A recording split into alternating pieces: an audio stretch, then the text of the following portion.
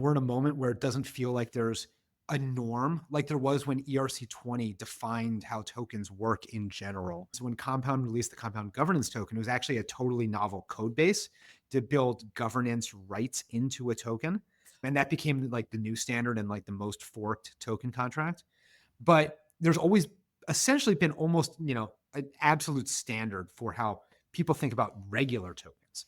But when you start to involve more complex assets like security tokens that have different properties, like who can own them, how do shares change, you know, different unique properties of it, there are no standards yet.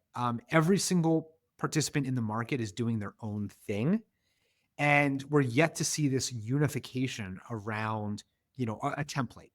And I think when we do, we're going to start to see an exponential increase in the composability with DeFi. But this is a little bit slow and not happening yet.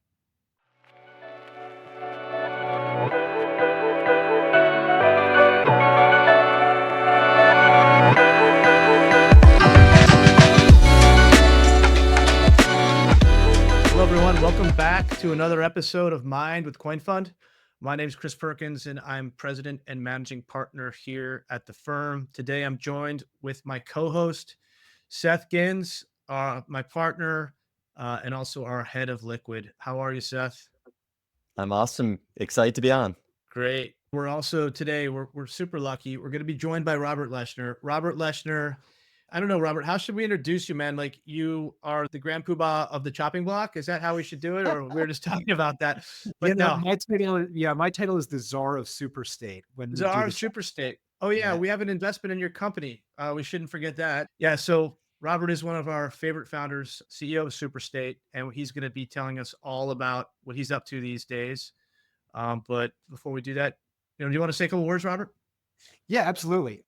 I've had a varied career throughout crypto over the last, 8 years, starting as a founder of a DeFi protocol and now trying to bridge the divide between TradFi and DeFi so that DeFi can grow to be 100 times its size. Looking forward to digging into what that means in practice, but fan of the show, excited to join you guys and let's take it away. Awesome. I mean, that's the grand vision, isn't it? How do we converge? I think that's been part of our thesis here at CoinFund from the beginning. We say DeFi, we say CFi, we say TradFi. It's just Fi, right? Like and that's what we Yes. have to get to. Seth, do you want to kick it off, man? Any questions for Robert? Well, I mean, it's interesting. We're now at this point where we have an administration that's going to allow for that convergence of traditional finance and DeFi, and there's a whole lot going on, a whole bunch of different angles that could be taken there.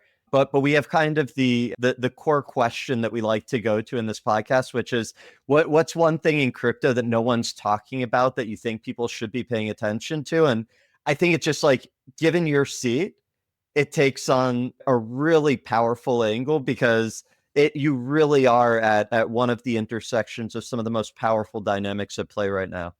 Yeah, no, I appreciate that. I mean, I guess I'll start really niche. The things that I'm interested in that no one's talking about. And I find, people talking about stuff as crypto Twitter, right?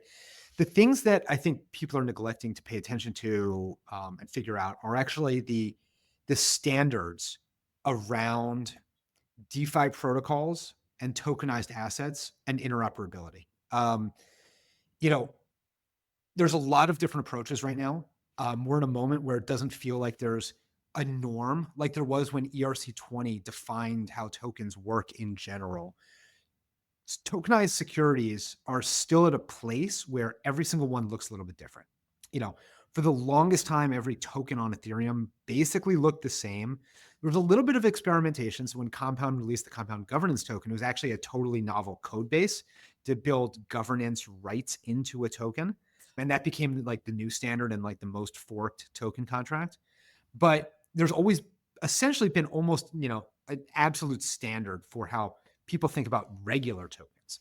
But when you start to involve more complex assets like security tokens that have different properties, like who can own them, how do shares change, you know, different unique properties of it, there are no standards yet. Every single participant in the market is doing their own thing. And we're yet to see this unification around, a template.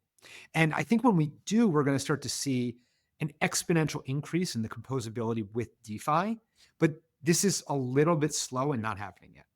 And this is why I think it's Amen. important to pay attention to, because it'll have big ramifications. This like hits home with me so very hard. First off, I'm an old naval officer, and I'm actually obsessed with containerized shipping. Right, like for centuries we stuffed these boats, and then all of a sudden the guy wakes up and he's like, "Put it in a box." And what happens to shipping overnight? Like it explodes. From my own personal experience in TradFi, when we first executed derivatives trades back in the day, we would literally write 100-page like documents between two counterparties. And then over time, we said, well, wait a second, we can standardize those terms. Let's put it into something called an ISDA, right? And then we electronified it, and then we were able to put it into, the throughput was just so massive, right? And so standardization drives scale. Like I think we all agree on that. And so, like, what's the end state here, Robert? Like, how do you think that standardization is going to happen? And like, it feels to me that there have been a lot of regulatory barriers to having that standardization reach its full potential, like accredited investor rules. How does this play out? Yeah, it's a great question. And it's tough to see the exact end state from here because there's going to be new approaches that get tried that haven't been seen yet. But in addition to a lack of standardization, there's also fragmentation. Like a great example is when you talk about tokenized assets, you were already mentioning, KYC and regulatory requirements, right? Almost every product, or many products, I should say, have, whether you call it a whitelist or an allow list, some other smart contract based enumeration of who's allowed to interact with it. Every single project, for the most part, is approaching this on their own. Everyone has their own allow list, their own standards for it, their own interpretations of how to comply with, regulatory rules that honestly are still abstract and opaque, right?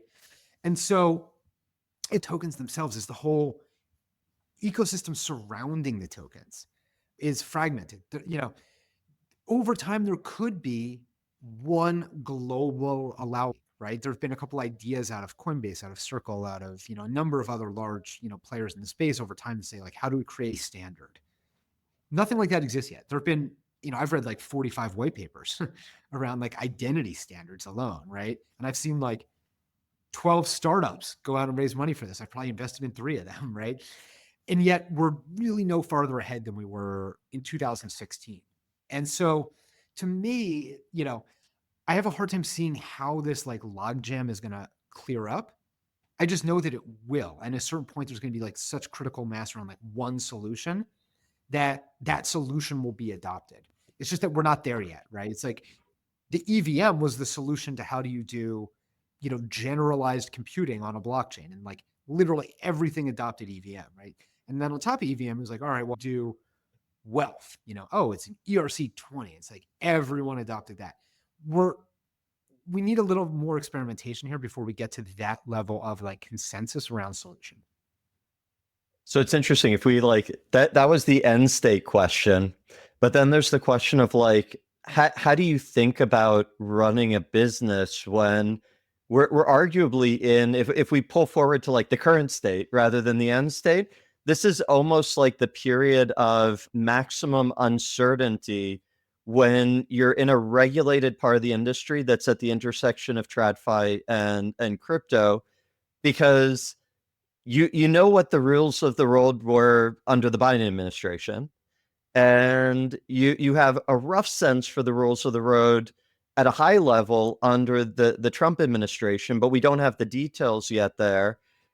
But there's another dynamic, which is if you don't run quickly, well, once those rules are defined, it's probably going to be a lot easier for new people to come in. So you have this incumbency advantage right now. So how do you think about that? It seems like a really complex dynamic to manage right now. I mean, it's extraordinarily complex. I mean, there is an incumbency advantage, but also an incumbency disadvantage. The fact is, at Superstate, we made a very bold and risky, decision 18 months ago when we founded the company, which was we want to be based in the US. We want to build for the US market, and we want to comply with US regulations, but build the coolest possible stuff that makes people say like, wow, DeFi is awesome because of tokenized assets. Like that's our vision. And 18 months ago, that was heretical. I mean, almost everyone I spoke to said, like, you're making the wrong decision. This is a bad idea. The US is closed to crypto. You know, what are you doing? Like, strategic blunder alert, right? And now it seems like a good decision. Like, the US is open for business, right? The fact that we've been building here for so long, in grown up way, carries an advantage, but it also carries a disadvantage, right? Like, there's a lot of projects that don't really care about what the rules are. They might be offshore tokens that are freely transferable. And, like, who knows if that's in compliance with securities laws? Like, it was still a who knows, a few weeks ago under Gensler. It's still a who knows now. It's probably a more favorable who knows today, but it's still a who knows, right?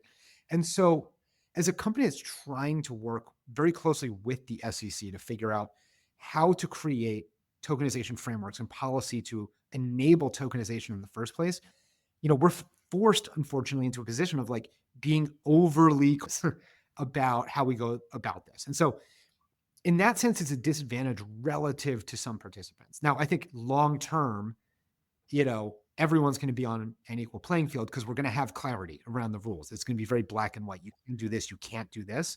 It's only in this intermediate period where, like, still no one really knows how things are supposed to work. What shortcuts can be cut and what shortcuts can't. I mean, it's interesting. We're seeing an acceleration of fee switch proposals. So you're seeing people push the envelope. What have you been able to engage with the new SEC team? Do you have a sense for, like, how things have started to shift within the staff? Anything that's like a kind of a nice light at the end of the tunnel that's starting to come through? Yeah, I mean, there's so much to be excited about right now. I mean, starting with just, things that are part of the future of crypto policy at the SEC is incredible. I mean, it is a 180-degree mindset shift from where we were just a few weeks ago. The Gensler administration at the SEC was one in which regulated businesses like Superstate were afraid of the SEC. Yeah.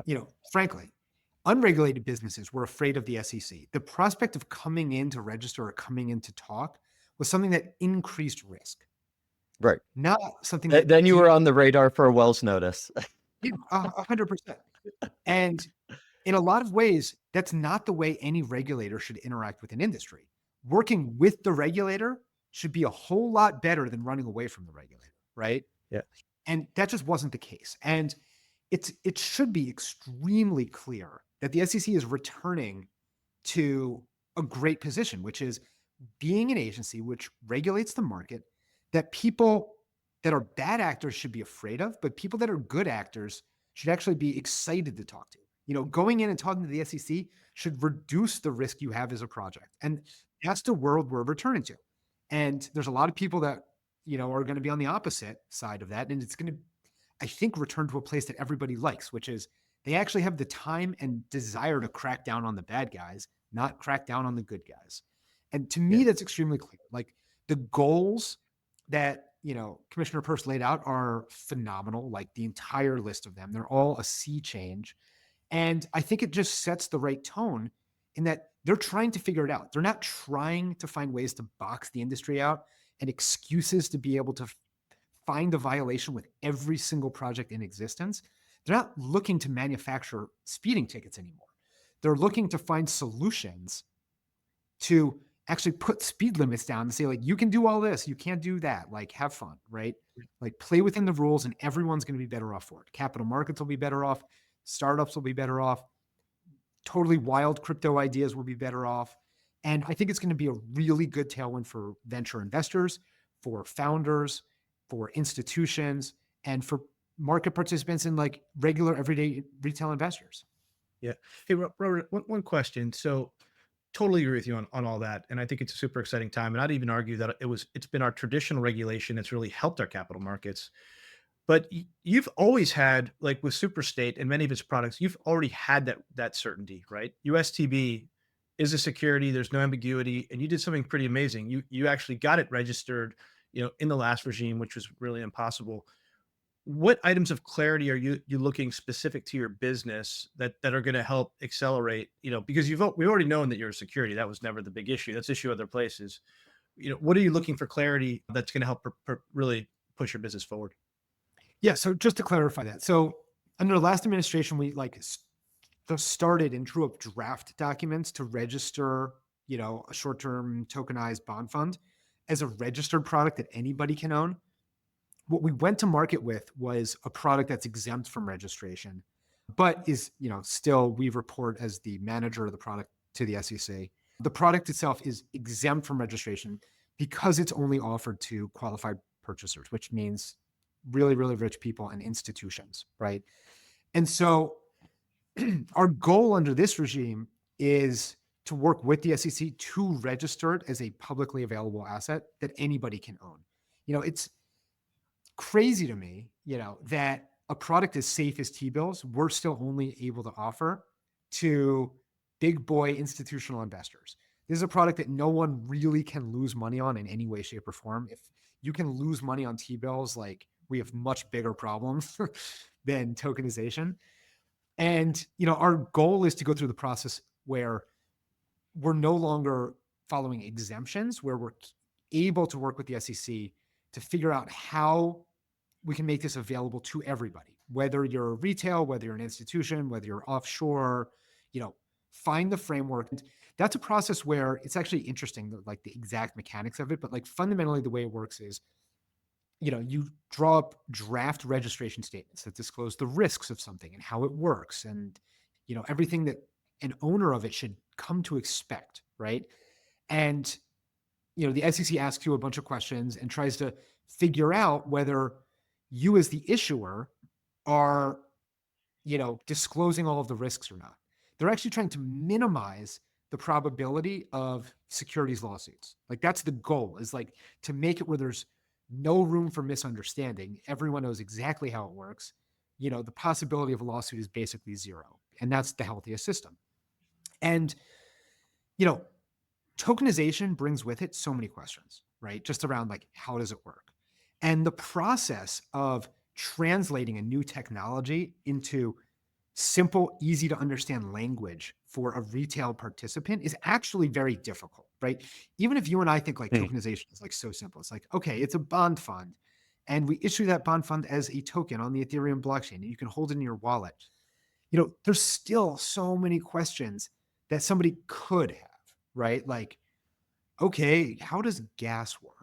How does, my private key work? Like, what happens if I, lose my private key? Like, there's still so much to think through. There's so many edge cases you have to plan for. And the process of working with the SEC is one in which it sort of forces you to answer every single question about all the nuances of product and how it works so that you can disclose all of that to the end buyer. And it basically is a process of taking it from, you know, uncertainty to absolute zero room for misunderstanding. And it's a pretty cool process. It's one that I think, there wasn't really a patience for under the last administration. And I think, under the Uyeda/Atkins SEC, we're going to see them really excited to go through this process and Q&A with issuers and like actually solve these questions with people so that they can bring new tokenized assets to market that do different things, that behave differently, and that have technological advantages.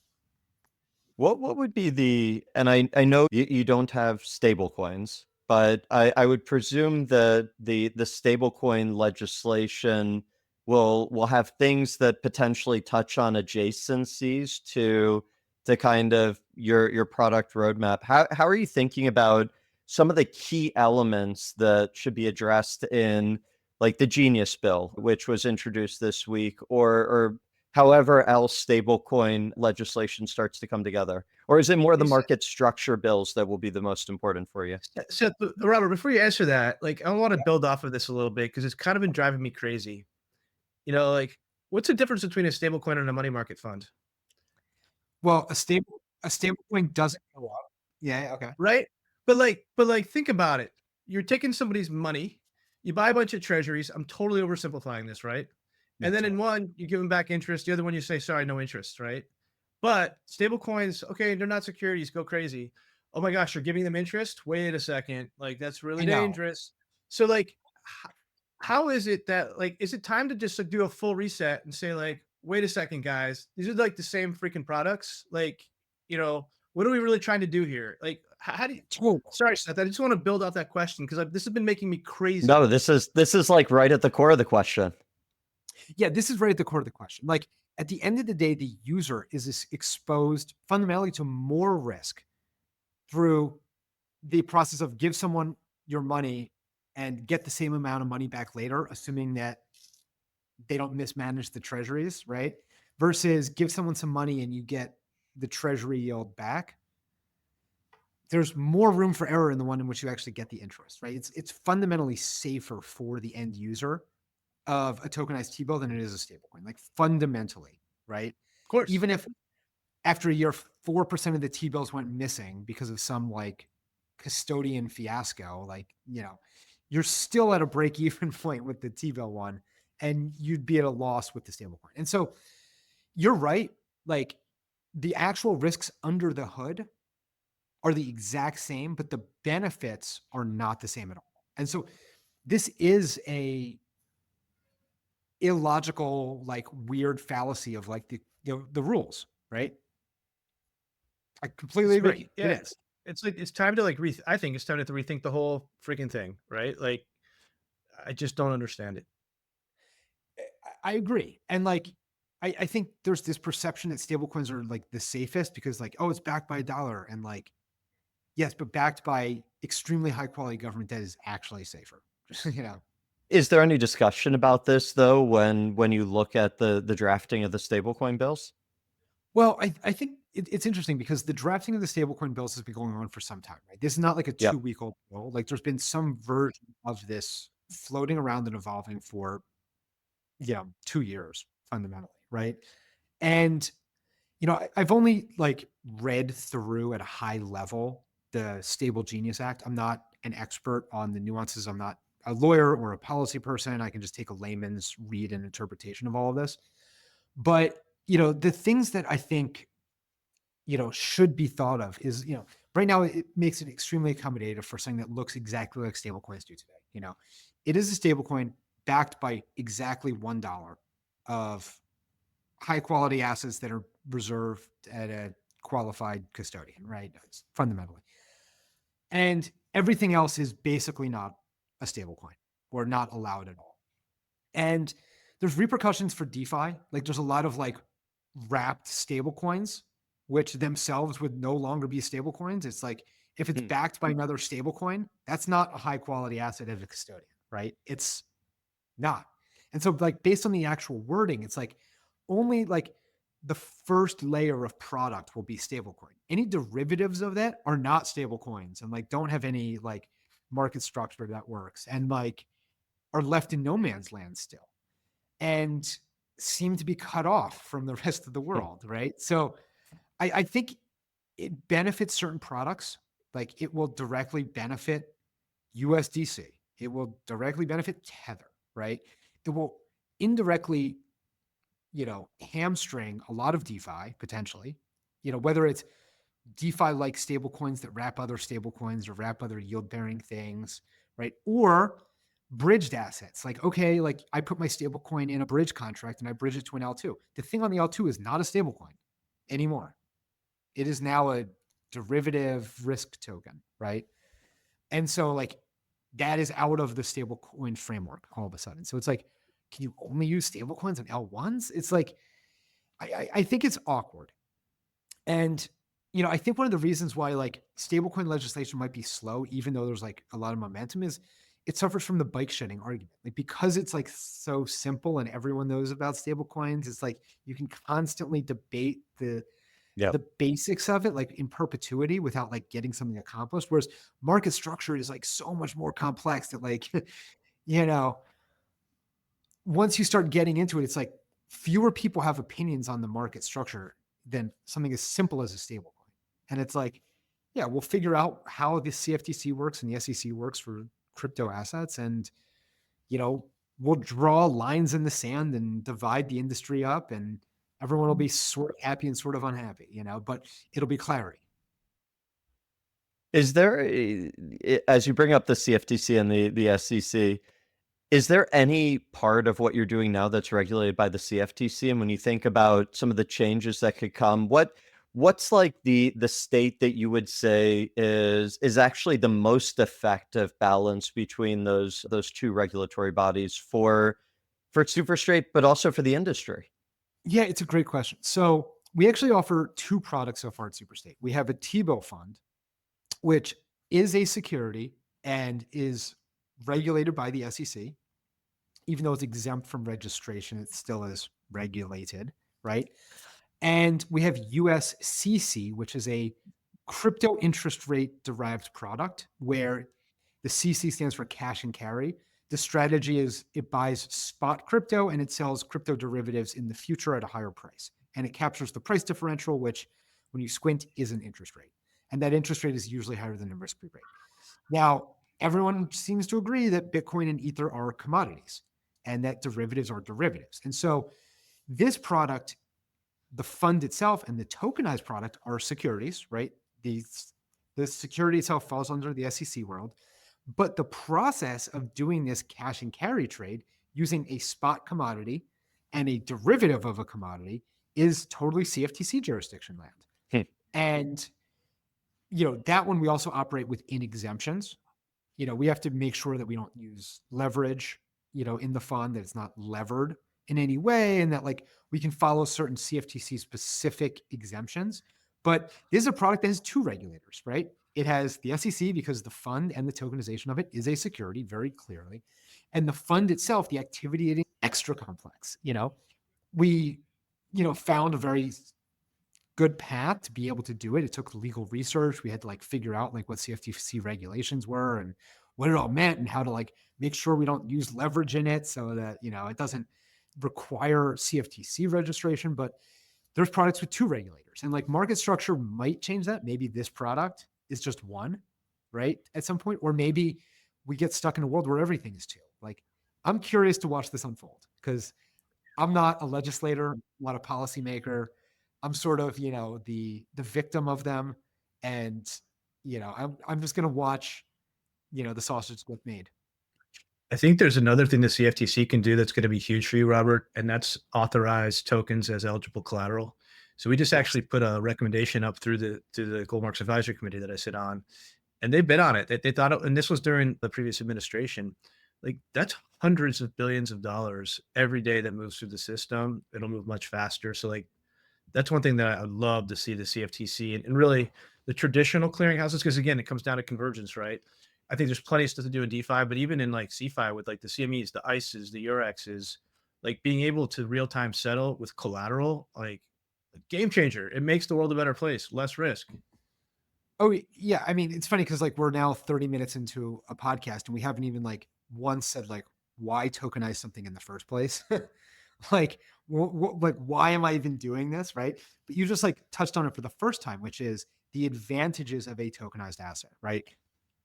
Tokenized T-bills are way better collateral for derivatives transactions than individual T-bills, which are slow to settle, slow to move around, slow to transfer, or stable coins, which are capital inefficient, or dollars, which are capital inefficient. Tokenized treasuries, because you can basically instantly and basically for free move them to any counterparty, move them to any clearinghouse, move them to any exchange. That extreme velocity coupled with transparency and programmability, we haven't even touched on the benefits of automation and all of this stuff, right? It's just a better approach. And it's, in my opinion, a no-brainer that we should be moving to a world in which, yeah, of course you can move collateral around instantly and programmatically and it just works. That's so obvious. But, we're used to such slow plumbing and inefficient plumbing that, everything has to happen in iterations. Are there some sandboxes where you think we could see that implemented really quickly? What are the places where, and this kind of dovetails with another question that I have, which is if you think about what your roadmap was under the prior administration, and then you say, okay, now there's a lot of change happening. What's different about your roadmap today? Not holistically maybe, but like what are a few opportunities that you think just become like very obvious now that weren't obvious when there wasn't as much of a tailwind behind the industry? Yeah, absolutely. It's an interesting question. The one thing that it's really accelerating for us is our excitement to revisit the idea of registering our products, right? You know, it is now the time where I think we can all acknowledge that you can have a security that is a token on a blockchain and it doesn't add a tremendous amount of risks. Like I Yep. can understand genuinely the skittishness of saying like we're going to tokenize an asset when the Ethereum blockchain was like a year old or when DeFi was a year old. But we're at the point in time now in 2025 where the resiliency of the blockchain itself, I hope, is not in doubt, right? Like even as things move, on Ethereum, and I'm talking about Ethereum, but like this applies to every blockchain as well. Like the consensus mechanism is sound, right? We're not seeing, missing blocks. We're not seeing 51% attacks. It's like we know that blockchains work at like a transaction validity level, right? And we know that DeFi protocols work, right? When I first founded Compound, we didn't know if they worked. I pitched VCs and half of them told me I was insane, that you could never trust money to a smart contract, right? Like this was actually a response from roughly 50% of the VCs I talked to. Wow. And after that, there were so many questions like, oh, well, does this stuff survive a market cycle? Does it survive like the technical risks, right? Over the last 7 years, we've gone from like, I don't think it works, like to a world in which like significant hacks are actually decreasing by the year. Like protocols are getting safer and they're more resilient and robust. Like, Market stress, they hold up better.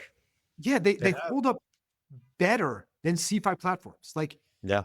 MakerDAO, Compound, Aave, like these things, I mean, not to mention even the DEXs like Uniswap and Curve, have had less losses and higher uptime than almost every single possible CeFi counterpart. The DeFi protocols had dramatically less losses and were dramatically safer than the Genesises and the BlockFis that all blew up, right? Oh yeah. The DEXs have 100% uptime, unlike the Coinbase that goes down every time there's a bull market, right? It's like, I hope we're at the point where we can all acknowledge that DeFi protocols and blockchains just work and that we can safely issue a token that doesn't just like go poof, right? It's like we've come a long way in the last 7 years. This stuff is safe. It has been proven out. There's still things left to prove out. How does it interact with regulated products? Like that is a big thing to prove out still. But knowing that it works, knowing that it's resilient, knowing that it's transparent, knowing that it's tamper proof, all of these things I think are going to finally catch like the ears of regulators, like, and they're paying attention. They're excited about these advantages as opposed to being Yeah, afraid of the. but it hasn't happened yet. Like when I was in TradFi, I used to have outages all the time. And even if you look today, there's a shadow ban on the banks because they're not allowed to use public blockchains because of Basel rules, which hopefully that gets sorted soon. So like we're not there from a policy perspective, though I think you're right. But like talking about your business in layer ones, and you mentioned Ethereum, which has been coming under a lot of like crypto Twitter flack recently, right? Yep. How do you think about like, and again, through an institutional lens, Ethereum is 10 years old. Like when we used to model out risk, it was like, I need 10 years of historic data. Boom, we have it. There's no outages. That's looking pretty good. But you have a lot of other blockchains that are really come on the scene with massive momentum, like Solana, even some of the Move ones. How do you think about that going forward as a founder, like on a multi-chain basis? Is that a big part of your business model? What are your views there? Yeah, it's a great question. The way I think about this is that, I think of Ethereum as the most battle hardened blockchain that I understand how it works and why it works. And as an application developer, right, whether it's a DeFi protocol or whether it's tokenized securities, you know, I know what to expect with Ethereum, right? I haven't built on Move before. I haven't built on Solana before, right? I know that they're good, but I haven't gotten there yet. So for me, it's a situation where it's like Ethereum is first because honestly, the speed to market is probably fastest because I have the least questions, right? But inevitably, tokens are going to be deployed where investors want them, right? It's not up to me. It's up to like, where do people want their tokens to live? Now, that question is a derivative of how much DeFi activity is there, how much integration is there between blockchains and custodians and different like trading software and like all of these things. And like still Ethereum is probably scales the highest for institutions because it's plugged into all the institutional products in a way that like the newer move-based chains aren't yet, right? And so right now the answer is Ethereum. When that evolves, if it evolves, then we'll meet our customers on whatever chain they want to use, right? If all of a sudden everybody's like, oh, we have to adopt, we want it on, Squiggle chain, great, we'll be on Squiggle chain. Like, you know, blockchains are blockchains. There's a tough road ahead for Squiggle chain, like against like the moat that Ethereum has built and Solana has built and all of that. But like if Squiggle chain wins, Yeah. and like wins the minds of investors as where they want their assets to live, then that is where we will issue assets. We're squiggle maxis. Um, one of the areas that we spend a lot of time on is AI and the intersection of AI and crypto. And obviously agents have been a very big topic of discussion, massive move higher in 4Q, massive move lower in 1Q. But one of the big advantages of AI agents is the idea that in crypto is the idea that they can abstract away a lot of the complexity, right? So they can make cross-chain super easy. They can make like multi-step or cycling very easy. They can actually like make a lot of risk assessment much more straightforward for people who aren't like knee deep in the crypto world. How do you think AI can act as, and maybe we could stick even to like AI agents in crypto, but like what are some of the interesting ways that they could be enablers for the things that you're building or engage with the things that you're building? Yeah, it's interesting. I mean, you know, I think the intersection of AI and crypto is has a very small Venn diagram overlap with the intersection of like crypto and securities. Like maybe over time, like it overlaps more, but like I think right now they're pretty far removed. The closest they come is like at Superstate, we use a little bit of AI as we write code. Other than that, it's like I think where it'll come is like when there are standards for interoperability and like when there's standards for like tokenized securities and everything looks the same. It'll be very easy for AI to, you know, optimize assets or like do interesting things For sure. across assets when there's more uniformity, right? Like to be able to have an AI agent be like, I will, maintain a balanced portfolio for you using these 12 assets. Like if all those 12 assets like plug into some, same framework, it's like really simple. It's like, okay, fine. But Like, but you could almost argue the AI makes it the AI will help you manage that when you have a greater degree of like complexity, right? Like once you have all that sure. harmonization, you almost don't need the AI, right? Then it's like a pretty straightforward dynamic that a lot of people can engage with. Whereas the AI could actually be a layer to help manage across a lot of that complexity. But yeah, still very early days with all that. Yeah. Yeah. I totally agree. I mean, this is not my area of like extreme expertise is the AI intersection. But I'm curious to see all developments as they come. Cool. So let's stick to the future. You have a couple products out there. What's next? Additional products? Are you looking to get into additional ecosystems? Yeah, so both is the easy answer. We're getting really close to deploying across multiple different blockchains with a pretty simple, bridging service between them. I'm excited to see users say, okay, well, you know, I can have my assets on Ethereum in this protocol, and then I can move them to Solana in this protocol. Like that's really interesting. But it's only interesting once there's integrations into DeFi protocols, new use cases on multiple chains. I think as we start to launch multiple different chains for our tokenized assets, the first order effect is not that exciting. It's not that exciting until after it's on a chain when it starts to get integrated into that ecosystem. And so, I think, we're going to see some interesting stuff by the end of the year for sure, as we're on multiple new networks when it starts to get integrated into those native ecosystems. We're definitely going to be launching additional products we started off with T-bills, which is risk. Whether you're a DeFi protocol or a crypto native hedge fund, T-bills make sense. It's like a great first product to like build out all the pipes, build out all the systems, build out all the legal frameworks, like get experience in the market. But it's not that exciting, right? So our basis high yield product is more exciting, but the products that we're going to launch over the coming months, I think are going to be more differentiated, because right now, everyone's first product is T-bills, right? Some people's second product is basis high yield or something else. The third product, the fourth product, the fifth product is where we can start to experiment a little bit more and like get a little weirder with like the stuff that we tokenize. What, at a high level, what else goes in the weird bucket? What would be some weird ideas? Yeah, things that aren't denominated in dollars can get weird. Exotic assets can get weird. Less liquid assets, but still popular ones, can get a little weird. One of the nice things about the products we have is that the underlying liquidity for them is extremely high. T-bills are the most liquid thing in the world, right? It's crazy how liquid T-bills are. You can dump $1 billion without taking any slippage, right? Like in like 4 seconds, Our basis product is extremely liquid. We're dealing with like spot crypto here, right? It's not as liquid as T-bills, but it's extremely liquid.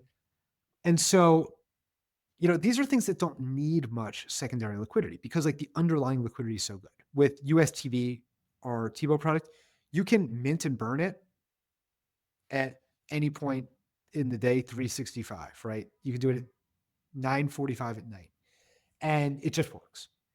And that's because the underlying liquidity is so good. When you start to go out the liquidity curve a little bit, you get the products that don't have underlying instant liquidity or underlying daily liquidity, like our basis fund is daily liquidity. As you start to go to products that have monthly liquidity or like quarterly liquidity, they're actually really interesting, because the secondary markets are more important. Like there's almost no reason for there to be a secondary market for our T-bill fund. Like who needs to trade it when you can just mint or burn it, But when you get to products that have less primary liquidity, it actually is a catalyst for more secondary liquidity to form. And that's really interesting. And I think like as it starts to get like, stretched out the liquidity curve, I think like the weirdness is actually going to be cool, and it's going to lead to really interesting second order effects. So yesterday we announced an investment in Row Protocol, which is an interest rate swap protocol. Thesis being it's a $500 trillion market in TradFi. What do you think about fixed products? Is that going to go in the weirdness bucket too? Think there's going to be demand for those in the future? Yes and no. Eventually, yes. Like for sure, eventually, yes. And like when there's incredible standards, right? Definitely. I'm a little bit afraid of a product that disappears in 6 months. For sure. Like the work of like deploying it, getting it integrated into things, getting it into people's wallets is like a lot of work. And then for it to like mature and disappear is like, it's a little scary, right? And so that's why like products that are perpetual, right, or evergreen, or like really a fun starting point for tokenization. It's a lot easier to tokenize something that doesn't disappear than something that disappears. It's a lot of work you have to keep on redoing. And so it's inevitable, right? Just like when you look at traditional markets, it's like we have stock that is around until the company goes bankrupt, and we have fixed income instruments where a company might have one class of stock and like 93 different like bond issuances, right? There's 93 different fixed income issues, right? Versus one on the equity side. And it's like, that's a lot of complexity. And traditional markets are really good at solving complexity because it's all manual and reconciliation anyway. And crypto's less good at working with complexity. If there was uniformity of the assets that's like really simple, then like that complexity won't matter as much. Yeah. When there's like a fixed income standard token and everyone is like, this is the best, like, yeah, maybe we're closer to saying you have things that disappear in 3, 6, 9, 12 months. But I think it's a little bit, like just a little bit too early for us to sort of explore that space. We've been talking a lot about convergence, but we haven't talked about like where traditional finance firms are, generally speaking, right now with that convergence narrative. What's kind of the typical conversation when you go to a big bank, a big asset manager? Are you seeing a thawing? Are you seeing a process where they're open to education? Has that changed with the election? What's kind of the state of play for broader acceptance? Yeah, I mean, there's two incredible catalysts that I think have been really motivating institutions. One, and changing their opinions. One is the fact that, at least from my world, Larry Fink has been on TV talking about tokenization being the most important trend in the history of finance. you Yep. know, waking people up to the why, right? And to like the what. And then factor for people. And yeah, they're so different from, other things, but like the Bitcoin ETFs are a huge dollar flow that proves out the business use case in a good way. And so, we get to this point in January 25 and like, or sorry, I guess it's February now. Ooh, time flies. We're February 25 and you talk to, some institution, it's like, yeah, we got to figure out how to do this stuff. Cause like there's something big here. Not, I don't know, like seems a little bit, crazy to me. So it sounds like night and day versus 23, but kind Yeah. of like with Think and with the ETFs and the election, just kind of the snowball has been building over the last year or so. Yeah, exactly. Like it's no longer, you know, embarrassing for an institution to be like, "Ooh, we want to explore crypto." Like now it's cool, right? And like, the embarrassing to cool spectrum is I think is actually incredibly important for people who work in very conservative industries or very conservative institutions, right? Like in order to like win people over, like, you have to be at the right moment in time. And the Yep. Overton window for engaging with crypto is now open. If you were to use this podcast as a platform to say, hey, if you're an institution that's interested in tokenization, like come to me. What are kind of like the throw out a few different ideas that would be like the raw materials to get them excited to say like, hey, let's like have a conversation just to figure out what we can do here so that we can figure out how it maps to our business.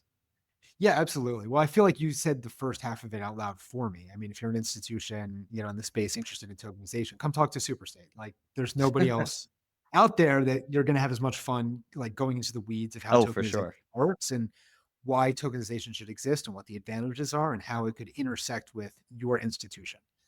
That being said, anyone who's generally an asset manager who has private funds, these are very easily tokenized, right? We can do this in basically one button click at this point. And so I think that's the lowest hanging fruit. But on the public market side as well, our goal is to create regulatory frameworks for public assets to be tokenized. And so, institutions that really work on the public side of markets, that have portfolios of public assets, that are issuers of public assets, whatever it is, we're also incredibly excited about that. How permission can you make the secondary markets? I mean, I could imagine I'm a private equity firm and I'm thinking, gosh, like if I start to have like marks that look a little wild on my LP interest in the secondary market, I don't know how I'm going to feel about that. What's kind of what are the guardrails that you envision being able to put around that? Yeah, it's a great question. I mean, right now, only institutions that are onboarded to Superstate can hold Superstate assets, can trade them, can interact with them, can transfer them, can use them as collateral, whatever. And so it's not a huge list yet. When you talk about secondary markets, I mean, the risk is not that you're outlining is not like, it's a little bit different. It's like, what if there's price discovery and that price discovery is somewhat volatile, right? Yep. And it's a really interesting question because, on the one hand, you know, valuations are really difficult to come by for private assets, like really, really, really hard to come by. And information is a value add to the market at large, all holders, all issuers, period. Right. So, like, even if it's volatile, one would argue that it's better than not seeing the price at all because the price doesn't exist. Right.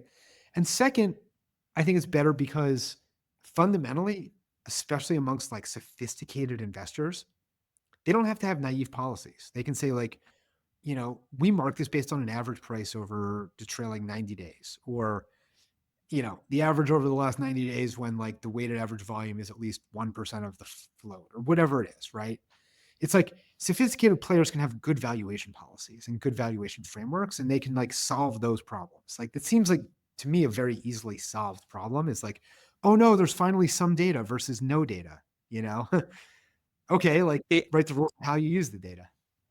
I mean, it's interesting though, like a lot of times you hear from allocators what we like about some of these illiquid asset classes is the fact that they don't have valuation volatility. So having that volatility introduces a different angle. And then I'd say the flip side is you could almost argue you're offering your LPs an added benefit that you could almost charge more for.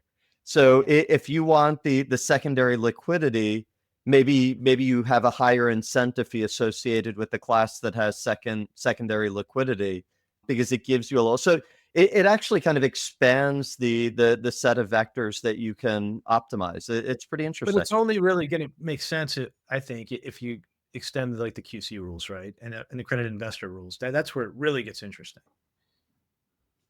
Yeah, totally. And or you find the registration paths for all this stuff. Yeah. In some sense, and because there are no QC rules and accredited rules, and Yeah. anyone can own it. Although that stuff is a lot more complicated. Well, Robert, this has been awesome. Really fun catching up. Where can people find out more about you and Superstate? Yeah, well, you can visit Superstate at superstate.com. It redirects to superstate.co. And myself on Twitter, x.com, where I'm an x.com maximalist at r.leshner. Awesome. Great having you on. Thanks so much for joining. So that was Superstate co-founder and CEO Robert Leshner, a friend of CoinFund. For those who tuned in, thank you so much for listening. And we'd love to keep the conversation going offline. So leave us a review.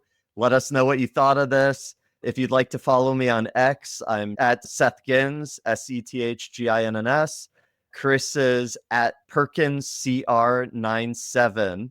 Make sure you download where you get your podcasts, and we'll be back soon with another episode. Thanks so much.